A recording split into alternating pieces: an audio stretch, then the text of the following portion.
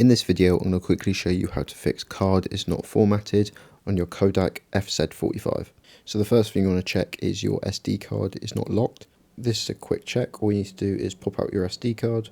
As you can see, there's a little slider and a little lock symbol, so it's either locked or unlocked.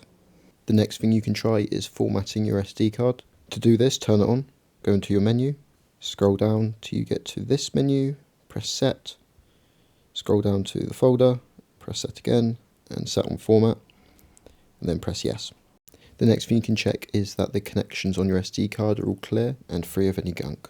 So we'll pop out the SD card and check that these metal connections on the back are all clear. If you're still having issues, then try a different SD card, and if that's still not working, then you may need to reset your camera. To do this, just leave the batteries out for 30 seconds and then put them back in.